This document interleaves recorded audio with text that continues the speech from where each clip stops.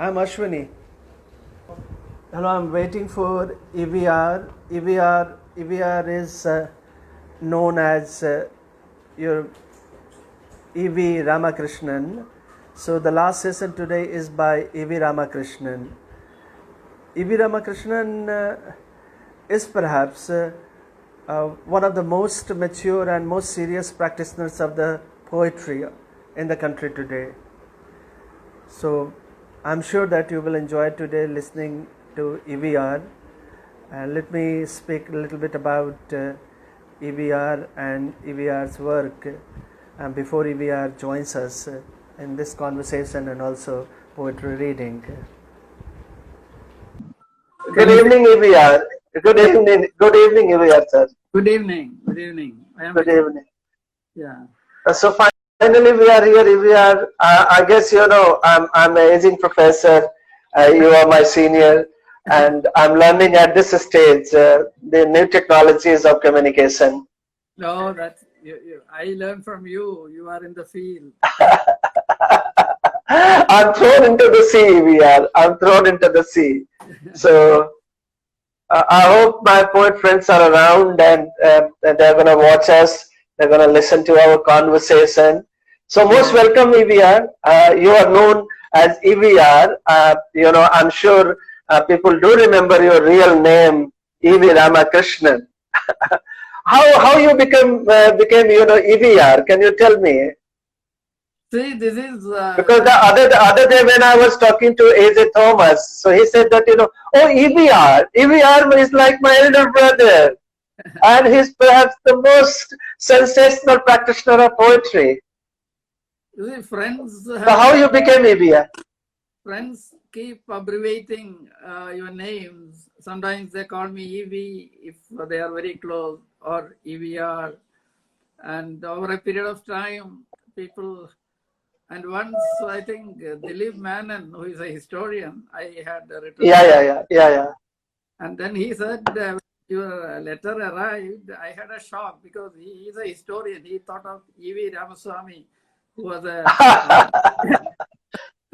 So he said, but I said, I am more contemporary than... So every time when people, like Google you, they go back to, the older version of E.V. Ramakrishnan, E.V. Ramaswamy, the great Periyar leader. So E.V., how are you coping with this solitude or isolation at home? I carry my work around. So I've been working on a kind of one book. So that keeps me busy most of the day. And otherwise, I have lots of ideas which the only problem is I am with my son in Bombay, so my library is in Gandhinagar. So, but I have access to the e-resources of my university library as well. So I keep busy with all the materials. And I write in Malayalam as well, essays and So we will hear something in Malayalam too. Sure. I'm partial to all languages. You can see that we have assembled poets here, invited poets from multiple languages, including Konkani. Melvin Roderick read wonderful lyrical poems, Exactly. So let me take you back through your own works. And I mentioned in your bio, which was read today, that EVR is known for combining, linguistics wisdom with lyric wit, and your metaphors always come with a moral concern. So when I was looking at your body of works, your second book really grabbed my attention. The title of your second poetry collection is A Python in a Snake Park. Yeah. So what is it, what Python is doing in a snake park? I mean, like now we can't go out of our house. We can stay home in our drawing room like a python, bundled together like a python. In fact, that poem actually was inspired by going to a snake park where I really saw the park. It's about the river being sort of dammed and people being driven away. So that has been a concern. It was a Yeah. point in the early 90s. I'll be reading a couple of other points in the 90s. Please, when please, this, please, please. yeah, metaphorical movement was very much there. So being displaced, that was the you see. I don't have that poem right now with me because. But read something. Read. I would start from the early works and then we, come back to your latest. And I will learn from your tips. I was at the release of your latest work. Yeah. Shall I? Yeah, please. I would like to read a poem which actually is the last poem in my latest volume. It's called Travelers on Foot. And Lovely. In the last 2-3 weeks, we have seen this very compelling image of thousands of people walking across India. And this is of course, like laborers who are deprivation.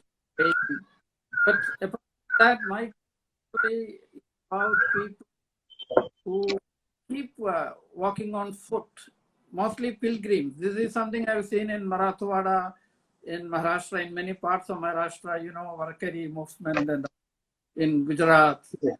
So even in Kerala. So I will read that poem. Lovely, lovely. Look forward. Yeah. Travelers on foot. When distance is measured on foot, stars appear closer. The shadow of a magical beast close behind you. Travelers on foot can't stay anywhere for long. To Pandharpur with Palki, to meet Vithoba, to Palani with Kavadi, back from Kottiyur with flowers of bamboos, to Wayanad to watch the rains. Like a check post, home blocks the way, must walk for another lifetime to pay back the debt of a pair of feet, says the traveler on foot. Wow, it's so contemporary and so relevant today, the pain and the agony of the poor people traveling back home. I guess lockdown has worked differently for everyone. Yeah, I hope it conveys something, but this is not, of course, condescending. I am actually, there is a dimension of every day in this kind of travel for the other India, maybe not the urban India. This is for the daily trudging, the daily travel by foot is a given. Now, going through your works, especially early works, EVR, you have never romanticized village as such. So even when these people are returning home, you look at village not in a very idealized or a romantic way, but in a more real sense. That's true. So how does it come through your poetry when you look back at village? The village figures in my poem very much as a dimension of my own. I am very much a rural person to a great extent. So this rural dimension figure in some of my poems. You can see in the latest some anecdotes about being stranded in a small town in a railway station and things of that kind. So I have worked largely away from metropolis in places like Surat or even Gandhinagar for that matter. And I belong to North Kerala, where again I come from a small town. So would you like to read a poem, about your rural life and connections to rural life? Because we speak a language, we are called Anglophone poets. but we also speak multiple languages and represent multiple layered realities. Here I have a poem which is also the title poem of my third volume, Terms of Seeing. Please. And that actually would give an idea of my own village. It's a childhood memory. On our way, Terms of Seeing. On our way home from school, we often spent hours in that abandoned orchard of mango, cashew nut, and tamarind trees, where each season had its fruit, and each fruit tasted different. There we raided the makeshift hideouts of bootleggers and broke their buried mud pots. The crematorium in the corner revealed an occasional roasted vertebra. Once we went further and discovered a disused well and peered into its vaporous depths. The water smelled like freshly distilled alcohol. Through clotted branches of close-knit shadows, floated white turtles with glazed metallic shells. Moving with monastic grace, they looked knowledgeable, like much-traveled witch doctors. If they cast a spell, it was unintentional. As we bent down, their shaven heads rose and met a shaft of sudden light at an angle, tilting the sun into the sea. Still, the light lingered over the hill like an intimate whisper or something forbidden. By this time, the terms of seeing were reset. The well was watching us now. Its riveted gaze pierced us and even went beyond us. In the dark cornea of the well, the white turtles moved like exposed optic nerves, and as if a word was spoken, we stepped back into the world of gravity in silence. Wow, fantastic. So, EVR, tell me something about the expanding universe in your poetry. Because I remember one of your very powerful and popular poems, Mending Shoes. Yes. Do I remember it correctly? Mending Shoes. You are right. In the Mending Shoes you cite often when you talk about poetry. So what is this connection of mending shoes while you walk into your expanding universe? I think with shoes on, I guess, or mending shoes, while you are walking into your own expanding universe. Mending shoes again suddenly connects with the everyday world of the underprivileged at one level, but apart from that, it also is about a movement in the early 90s. I will read the poem. Maybe after that. Please read the poem. I guess, that will give our fellow poets a sense of your poetic aesthetics. And I have seen a poem by Udayan Thakkar later after writing this, a poem on cobbler. So there are Indian poems, such experiences. The cobbler sits under the neem, mending shoes, humming to himself, unmindful of the day coming to a close. I watch his elegant hands weave in and out of my tattered shoes. The pawn shop radio splutters into sudden life. Gorbachev has resigned. Yeltsin assumed control of the new Commonwealth. The cobbler threads frayed ends of worn-out joy. He restores a sense of shape to the ruins of my journey, from the ruins of Deccan to the palm shade of my village. I am glad he has forgiven my trespasses. Through the tip of the needle, the highways of the homeland are stitched back into a map of return journeys ready for use. Now the shoes belong to the road, to the vagaries of the weather. The clamor of crows sucks up the last drops of daylight. As he gets up to leave, he looks into the dimming lights of this port city as someone about to renounce the world. He knows at this very hour, someone is stepping into history with the prescience of a new pair of shoes.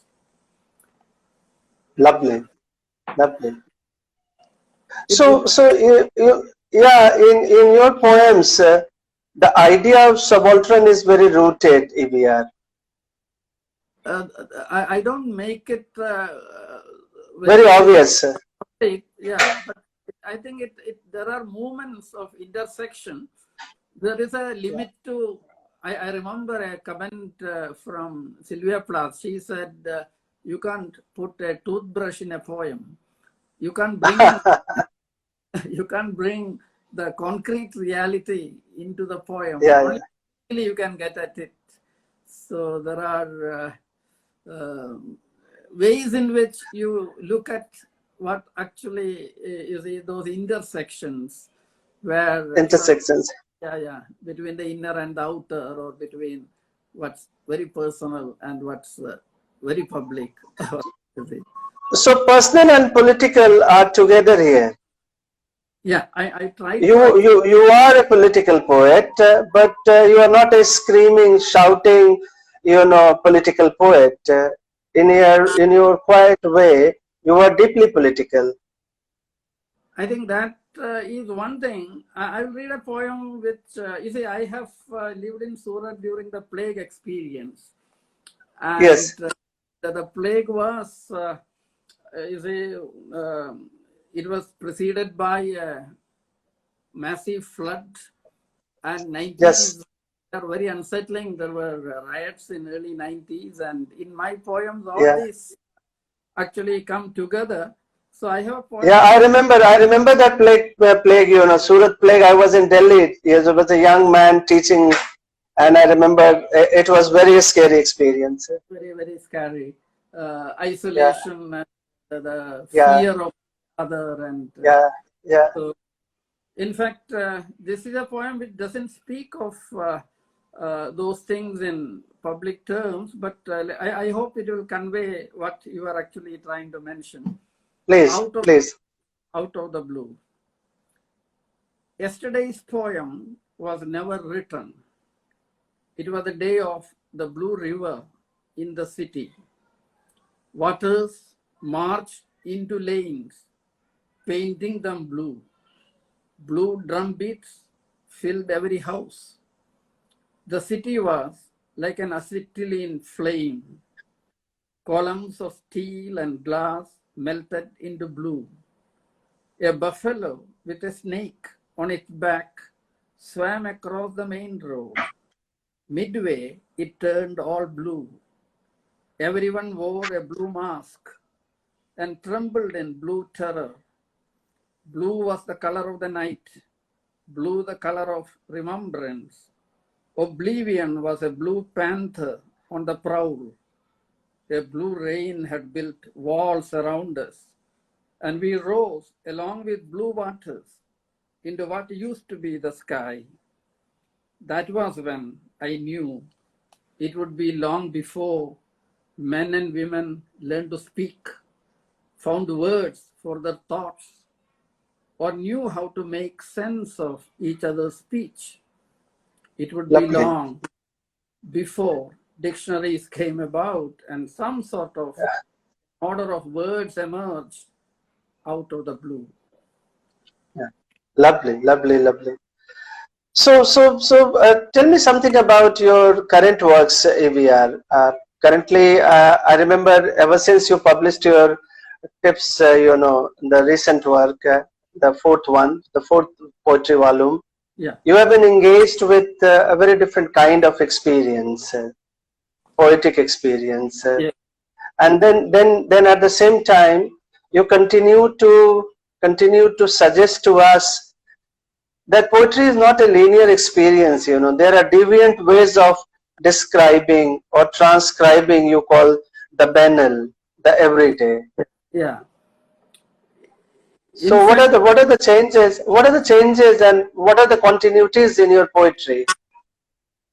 one, I wouldn't consciously take on a particular theme, but something which has actually fascinated me. You see, I have a series of poems, small poems on reading. Please. Rumi. You see, poems after reading Rumi. So I will read one section from there, which suggests this whole concern. We perhaps we understand nature as something outside us, and that's one area I have been thinking and writing in Malayalam, even in my critical kind of works. So, but I am actually suspicious of this vocabulary about environmentalism. I am extremely quite interesting. Can we find a way to experience what actually that's, I think, one of the things we are trying to get used to, getting stubbornly silent and waiting for hours. This is something you find in rural India very often. People can wait for hours. We get restless in minutes, or we get restless 20 minutes. And people, can you imagine people waiting for hours? And that's where walking also comes, pilgrimages. So there are dimensions in poetry, in Kabir or in Rumi or in many of the Bhakti poets. I've been trying to even translate some poems from Narayana Guru, one Malayalam poet. So these are poets who actually teach a lot about this a way of relating to the world which is not conceptual, which is not actually through ideas. So maybe I'm nowhere near any of this, but this is a small fragment from a long poem. Yeah. So, after Rumi, the first time you saw the stars-studded sky, you felt an inward pulley lift an enormous feet, transporting you to a mountain peak. Your mind was now a water wheel, which empties as it fills and keeps still while moving on. It drinks perennially at the source of the great flow that never ceases. You became the thrust behind the wave, the pulse in the vein, the heave that lifts water through the trunk to its leaves and branches to become flowers and fruits. One with the great food chain of being and things. You are now the sunlight and also the logs drying in the sun. So lovely, fantastic. So seems that you do not suggest that your poems are becoming more confessional or spiritual, but at the same time you seem to convey to us that at this stage your poems are becoming more and more metaphorical. I am not using the term abstract, but there is a different kind of movement in your poem. From the more concrete real world to a more inner more metaphorical world that you are exploring. Does it make sense? I mean, like looking at. Yeah, I think you see, we are perhaps in the business of using words, but in this business we are also actually trying to go beyond words. So beyond words. This poetry perennially actually is a contest between this need to go beyond words and being entangled in words. So Yeah. I am very fascinated by austere, extremely ascetic kind of idiom these days. Not highly Yeah. flamboyantly metaphorical, but a kind of kind of idiom which can. So, anything in Malayalam would you like to share with us at this point? Do you have anything ready? I have 2 poems. For one, I have Yeah. translation because first poem I read. Another, maybe I can just give you want me to read 1 or 2, which is. Oh, we have time. We have time. We can read 2 poems and then done. Okay. And, So you can see that you can see the list of poets. There are poets from Malayalam. Sachita sir began with his famous Malayalam poems. I don't know that kind of experience that he writes in Malayalam simultaneously he writes in English. How does he do that? It's a mystery to all of us. Sachi has been an institution for many of us, and hardly. Yeah. You are also one of them. You are also one of them, EVR. You are very modest, but you have really shaped some of us in a very different way. And he has led from the front. I mean, if you look at the sensibility in Malayalam poetry, yeah, Sachi has been. We call him Sachi, of course. We are close. Yeah. We call him Sachida, so we have given him as a Bangla moniker too, Sachida. Yeah. So let's have a Malayalam poem, Yeah, I will read one Malayalam poem. I will. I don't have a ready translation, but it's called. But that's fine. In Pratishta. ഒരു യാത്ര കഴിഞ്ഞു വരുമ്പോഴേക്കും പിറന്ന വീടില്ല, കൽക്കൂമ്പാരം മാത്രം. ഓർമ്മ കണ്ടളക്കാവുന്ന ദൂരങ്ങൾ കണ്ടാൽ അറിയുന്നവർ, വിലപേശലിനല്ലാതെ വീട്ടിലേക്ക് വരുന്നവർ, ഇവർ ലുപ്തമായി തീരെ നഷ്ടമായി ആരൂഢം അമർന്നുപോയി. പകുത്ത മണ്ണിന്റെ വേദിയിൽ പ്രതിഷ്ഠയായി പൊളിച്ച വീടിന്റെ വേരുകൾ, എന്റെ തിമിരകാലത്തിൻ കലാകൃതി. The title actually is called Installation, and actually the poem says, when I return from a journey, I find the home where I was born.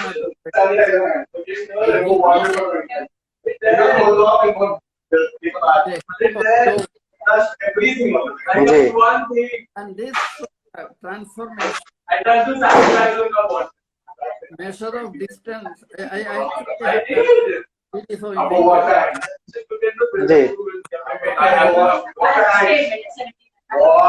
Hello, yeah, please.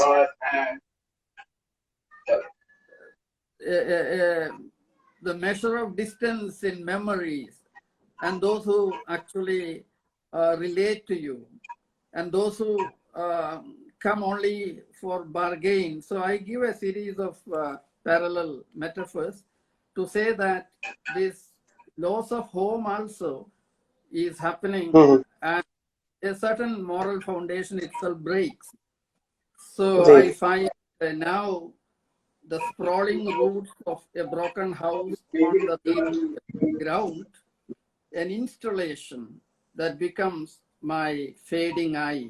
It becomes, means it's when a cataracted eye looks towards one's own belongings, maybe the installation of this actually sums up one's being. So that's one poem in Malayalam for which I don't have an English version. I leave it. No, that's wonderful. That's wonderful. To just conclude, I would like you to say something about your poem. One of your poems is titled Calligraphy. Calligraphy. Do you have any? Yeah. Do you have any recollection of calligraphy? Yes, because seems. I don't have the poem with me, but that's the way I remember that poem was inspired by my young daughter actually trying to sharpen the pencil. Every time she starts writing, you find the sharpness of the pencil goes away. So she starts sharpening it again. So calligraphy was inspired by that moment. Certain moments stay with you. And maybe after 5 years, 6 years, you work on that. But there is a poem I know, when certain things strike me, there is a poem. So I go back to, maybe many of my poems are born in, and they come out of my memory. I have a series of such stock moments when I really relate to certain. So would you like to share a short poem on memory, or memory as calligraphy? Fine, I will. I'm putting my spin on that. I'm putting my words into your poems. Memories as calligraphy. Actually, this has memory as well as mourning, a kind of grieving, mourning, both come together in memorial time. And that's one of which in my last volume again, that actually has many people have actually related to that. So I will read that, memorial time. The mirror wall is etched with letters. The mirror wall is etched with letters. You touch them as if you're carving names in human flesh. Wow. Memorial poles stand between the living and the departed. Memorial poles stand between the living and the departed. The bells commemorate silence. The boatman, the ferry, knows those with fewer words will never return. I abandoned a third of my words at every ferry crossing to reach here. Behind the mirror of water, there is a realm of glass for those who are gone from language, but none for those whose language is gone. Yeah, beautiful. That's where I am. Beautiful. Yeah. No, lovely, lovely ending, when the language is gone. I think, let's think about, in our moment of reflection, self-reflection, critical reflection, while we are going through this lockdown. The lockdown word, I think, will stay with us for a long time to come, isn't it, EVR?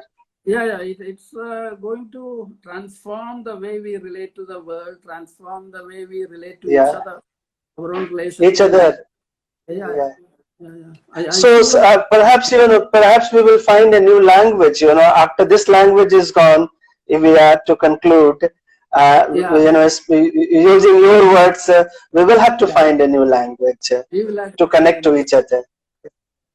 And I'm happy connecting to you. I am happy connecting to you and learning from your language once again. You have taught generations of students, writers, poets, and critics. So we are happy and delighted to have you at Poetry Live EVR. And thank you, Ashwani. It has been a wonderful, we have been friends, so it's always a pleasure to talk to you.